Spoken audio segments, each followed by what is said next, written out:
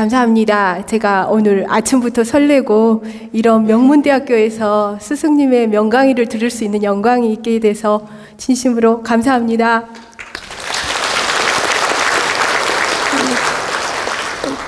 저희가 이렇게 일상 생활을 하면서 어른들이나 누구나 이렇게 주는 게 공이다. 또 남들에게는 항상 잘하고 살아라. 이렇게 마냥 마음 공부를 하기 전에는 이렇게 듣고 자랐고 습관처럼 그렇게 행해 왔습니다. 근데 실제로 이제 마음 공부를 하면서 쌀봇이나 아니면 방생을 한다거나 하면서 물질봇이나 행봇을 했었을 때 이렇게 혹시 어떤 형태로 우리에게 공답이 오는지 그게 좀 궁금해서 스승님께 좋은 의견, 고견을 청합니다.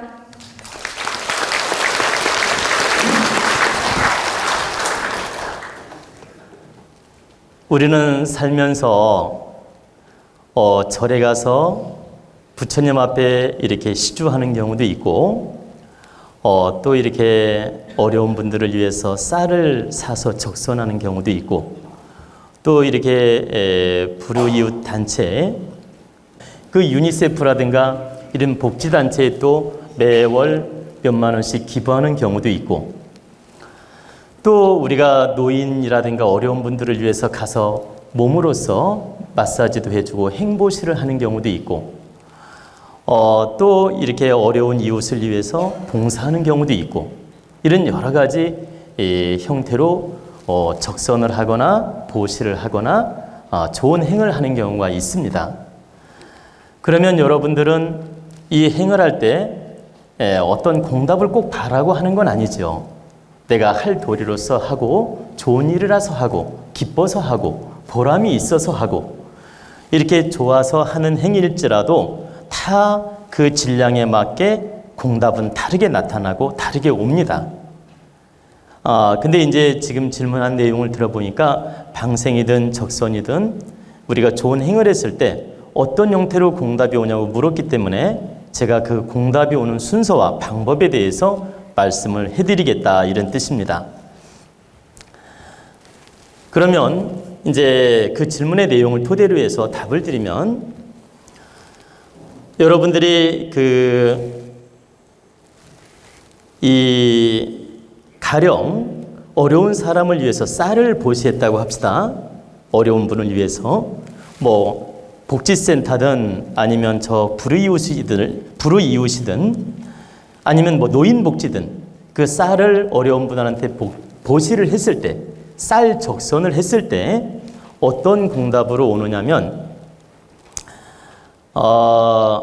전생에 여러분들이 살면서 누구에겐가 음식을 얻어먹었든 누구한테 도움을 받았든 또 누구한테 마음을 아프게 했든 이런 과보가 씻어지는 작용을 해요. 여러분들이 살면서 전생에 누군가 인간관계에서 마음을 아프게 할 수 있고 또 누구한테 도움을 받을 수도 있지 않습니까? 살면서. 근데 그 전생에 내가 누구한테 물질을 보시를 받아서 내가 빚을 진 게 있다면 그 과보도 씻을 수 있고 또 전생에 내가 누구한테 마음을 아프게 한 과보가 있다면 그 업을 씻는 작용을 한다. 1차적으로. 그리고 2차적으로는 쌀보시를 하게 되면 재물복으로 나한테 공답이 옵니다. 두 번째로는 생명에너지로 공답이 와요. 내 명을 길게 하는 긍정작용을 한다. 가령 여러분들 아들을 위해서 쌀보시를 했어요. 그러면 그 아들이 재물복이 당겨오는 작용을 하고 또 나아가서 그 수명장수하게끔 도와주는 에너지 작용을 한다. 그 쌀보시가 그래서 좋다고 하는 것입니다. 그래서 가끔씩 제가 여러분들한테 방편을 가르쳐 드릴 때 1년에 한 번씩이라도 쌀을 적선해라 이런 말을 하는 이유가 바로 거기에 있습니다. 그래서 쌀보시를 하게 되면 전생에 내가 누구한테 받은 빚도 갚고 또 마음을 아프게 한 빚도 갚고 현세의 공답으로는 복이 오는데 물질 복이 나한테 돌아오게끔 좋은 작용을 하고 복으로 좋은 작용을 한다. 복. 그리고 수명장수하게끔 돕는 작용도 한다. 그러면 왜 수명장수도 돕는 작용을 하느냐면 내 먹을 걸 나눠줌으로써 내가 그만큼 덜 먹는다는 암시가 있어요. 여러분들이 누구 줬다고 해서 안 먹는 거 아니지만 가령 내가 쌀을 한 가마니 어려운 사람한테 적선을 하면 내가 굶는 건 아니지만 쌀 한 가마니를 안 먹고 나눠주는 의미가 있다.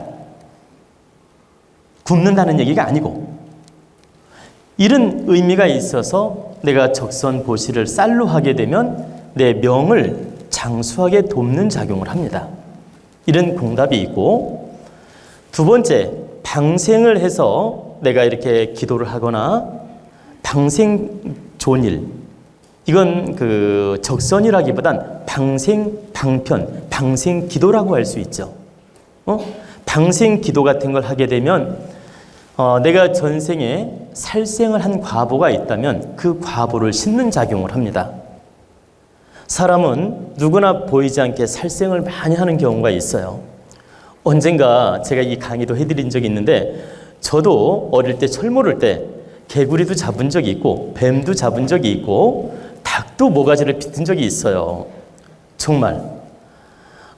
근데 정말 그 철모를 때 시골에서 그런 살생을 했었습니다. 그런데 그런 살생 과보를 알게 모르게든 여러분들은 지을 수가 있다. 그러니까 알게 모르게든 살생 과보를 만들어낼 수 있다. 그러면 현세 그런 일이 없다 하더라도 전생에는 반드시 그런 과보가 있을 수 있다는 거예요. 근데 내가 방생 기도를 한다든가 이런 방편을 쓰게 되면 내가 살생 과보를 씻는 작용을 한다. 그리고 그 살생 과보를 씻게 되면 현세에 어떤 공답이 오느냐? 내가 다치거나 수술하거나 아프거나 심한 경우 단명하거나 이렇게 상처를 겪거나 그러면 여러분들은 제왕절개 수술도 하지만 끄떡하면 넘어져 다치는 경우도 있고 뼈가 부러지는 경우도 있고 막 그러잖아요. 그죠? 이게 전생 살생 과보로 오는 거예요. 그런데 내가 방생을 해서 생명을 많이 살려주게 되면 이런 그 부러지거나 아프거나 다치거나 상처가 나는 과보를 씻는 작용을 한다. 또한 그 방생을 함으로써 내 생명 에너지도 길어지는 작용을 합니다. 생명을 살려줌으로써 대수대명 작용을 해서 명을 이어주는 작용을 한다. 그래서 옛날 어머니들이 자식이 명이 짧으면 방생을 많이 했어요. 옛날 우리 어머니 시대에 자손들이 그 수명운이 안 좋을 경우에 방생 기도를 많이 했다는 얘기입니다. 그건 왜 그러냐면 대수대명으로 명을 길게 하려고. 그래서 방생 기도를 많이 했던 것입니다. 그럼 방생 중에서도 어떤 물고기를 하면 좋으냐고 묻는 분이 있어 말씀을 드리는데 우리가 거북이는 수명장수를 뜻한다고 해서 거북이 방생도 하고 뭐 거북이 대신 자라를 하는 경우도 있고 또 미꾸라지 하는 경우도 있고 잉어를 하는 경우도 있는데 여러분들이 거북이나 자라도 사서 하기가 어렵고 또 잉어도 비싸기 때문에 잉어를 못하는 분들이 아주 가볍게 미꾸라지를 사서 하는 경우가 있습니다. 근데 실제는 이 방생을 할 때는 좀 역무를 하는 게 효과가 있는 것입니다. 똑같은 생명이라도 생명 에너지가 달라요. 잉어라든가 거북이나 자라 같은 경우는 수명이 100년에서 300년 이상 살 수 있는 동물이에요. 100년에서 300년 이상. 그래서 역물이기 때문에 그 역물을 방생함으로써 수명 장수하는 데 도움이 된다는 상징적 의미가 있습니다. 그래서 만약에 방생을 할 거라면 이런 좀 역물을 하는 게 더 지적으로 좋은 작용을 한다. 질적으로 좋은 작용을 한다.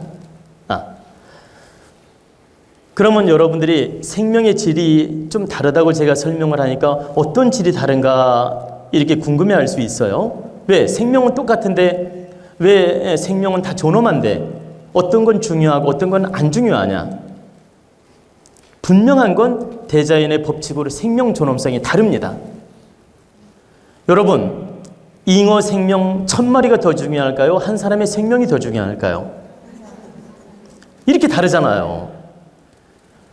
저기 한강에 가가지고 잉어 1000마리 잡았다고 해서 경찰서에서 벌금을 좀 낼 수는 있지만 몇 년 처벌을 안 합니다. 그 몇 년 감옥살이 안 시킵니다. 한강에서 1000마리 잉어를 잡아도. 여러분들, 닭 한 마리 모가지를 비틀었을 때 마음이 무거울까요? 파리 몇 마리 죽였을 때 마음이 무거울까요? 답이 확 왔었죠? 그러면 저 모기 10마리 죽이고 바퀴벌레 10마리 죽이고 파리 10마리 죽일 때하고, 잘 보세요, 개구리 한 마리 죽일 때하고 느낌이 어떨까요? 개구리 한 마리 죽일 때가 느낌이 더 크지 않을까요? 바로 그거예요. 근데 집에서 키우는, 좀 심한 예를 들어볼게요. 집에서 키우는 암탉을 자기 손으로 모가지를 비틀 때하고 개구리 100마리 죽였을 때 느낌이, 암탉 모가지 비틀 때가 더 마음이 무거워요. 개구리 100마리 잡는 것보다. 이해가 되시죠? 이것처럼 미물이라 하더라도, 동물이라 하더라도 생명 에너지 존엄성이 다르고 질량이 다르다. 그래서 여러분들한테 모기, 파리, 바퀴벌레 이거 잡아도 조금도 부담 갖지 말라는 거예요. 이건 살생 과부에 들어가지도 않아. 질량이 너무 낮아서 살생 과부에 들어가지도 않아. 개구리 있죠? 필요에 따라 10마리, 100마리 그 경칩대 잡아다가 끓여 먹어도 별로 과부가 이러다가 또 개구리 다 잡아먹을라. 응? 이 과부에 별로 들지도 않아요. 역시 이 닭도 필요에 따라서 우리가 먹는 음식으로서 필요에 따라 잡더라도 그 과부가 작다. 근데 여러분들이 어떤 때 과부가 있느냐?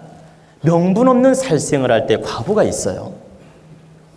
뱀을 죽이든 개구리를 죽이든 닭을 잡든 이렇게 필요해서 명분 있는 살생을 할 때는 괜찮은데, 명분 없이 살생을 함부로 하면 미물일지라도 과부가 생길 수가 있다. 그래서 이런 파리, 모기, 이런 바퀴벌레 이런 정도는 신경 안 써도 되지만, 하나의 생명체 동물이라면 명분이 있을 때는 살생을 해도 되지만 명분이 없을 때는 함부로 살생을 하지 마라. 그래서 부처님 법에도 살생 과보가 있으니 살생을 하지 말라고 했던 겁니다.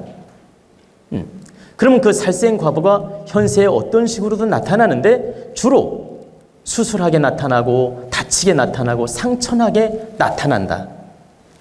그래서 전생에 살생을 많이 한 사람, 동물, 살생을 많이 한 사람은 맨날 수술하러 다녀요.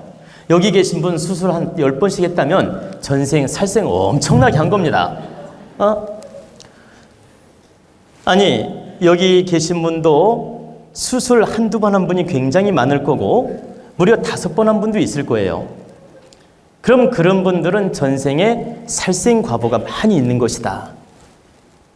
그러면 내가 이 방생 공덕을 쌓아서 업을 싣게 되면 그런 살생 과보를 싣는 작용을 하고 현세의 공덕으로는 생명을 길게 하는 그런 공덕이 있다. 그런 생명을 장수하게 하는 공답이 있고 내 지혜가 열리게 하는 공답이 있습니다. 그러니까 그 사람은 욕심에 빠지면 어리석어집니다. 근데 내가 방생을 해서 참여하고 공덕을 쌓게 되면 나도 모르게 스스로 지혜가 열려요. 분별력이 좋아지고 그런 지혜가 열리는 에너지 공답이 있다. 이해가 되시죠? 그리고 이제 우리가 행보시라고 해서 어려운 사람을 마사지를 해주든 물건을 들여다 주든 아니면 이웃집 이사할 때 도와주든 아니면 어려운 할머니를 가서 일손을 도와주든, 예를 들어서 이렇게 행보시를 많이 하게 되면 내가 어느 어려운 순간에 귀인을 만나게 하는 그런 공답이 이루어집니다. 내가 위기에 빠지거나 또는 어려울 때 어떤 귀인이 나타나서 나를 돕게 하는 그런 공답이 옵니다. 예를 들어서 여러분들이 골목길에서 깡패를 딱 만났어요. 큰일 났어. 근데 갑자기 홍길동이 딱 나타나는 거야. 아니면 임꺽정이가 나타나든지 이렇게 홍길동이가 딱 나타나가지고 여러분들을 도와준다 이 말입니다. 이건 예를 드는 거죠. 이렇게 귀인을 만나게 하는 공답으로 올 수가 있다. 내가 행보시를 많이 하면. 근데 여기서 여러분들이 또 착각을 할까봐 아무 때나 행보시를 할까봐 제가 이 말씀을 더 드려야 되겠습니다. 사람은 사람에 따라 보시도 질량에 따라 하셔야 됩니다.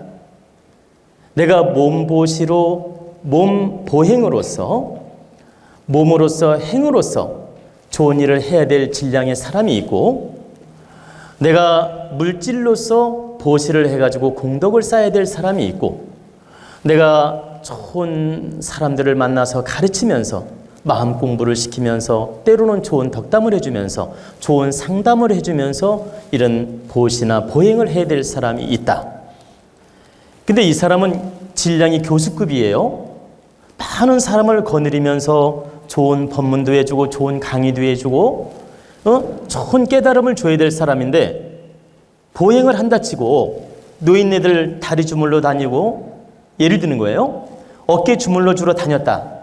교수급의 질량을 가진 사람이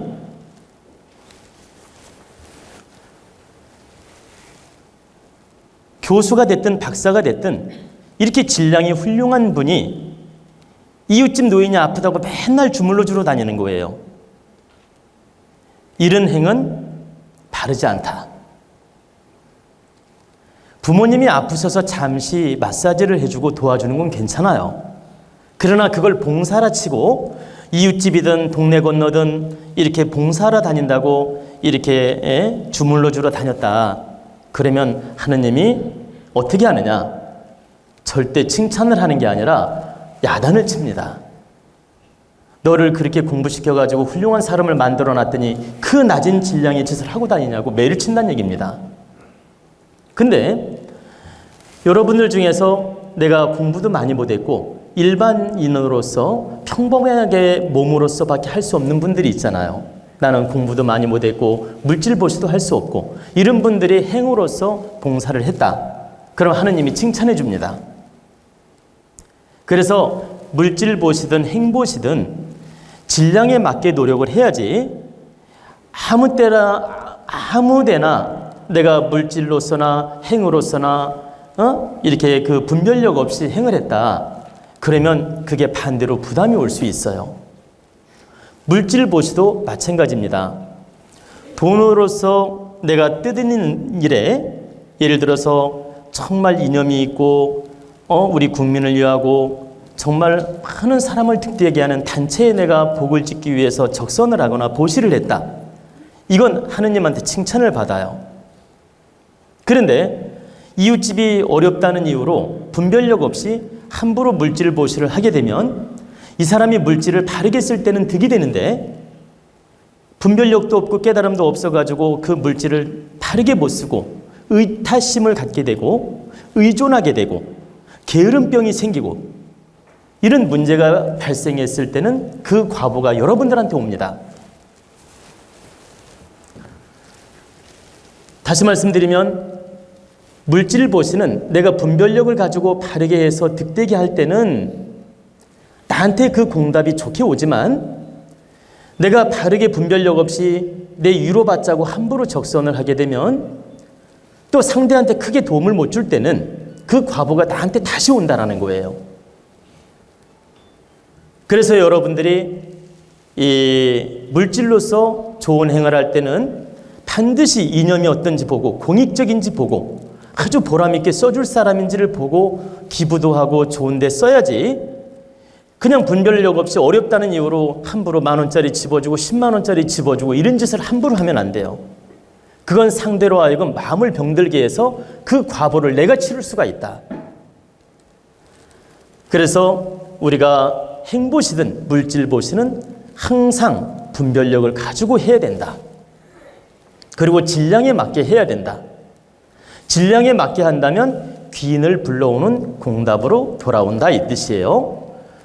그리고 물질 보시를 했을 때 바르게 잘한다면 어떤 복이 돌아오느냐?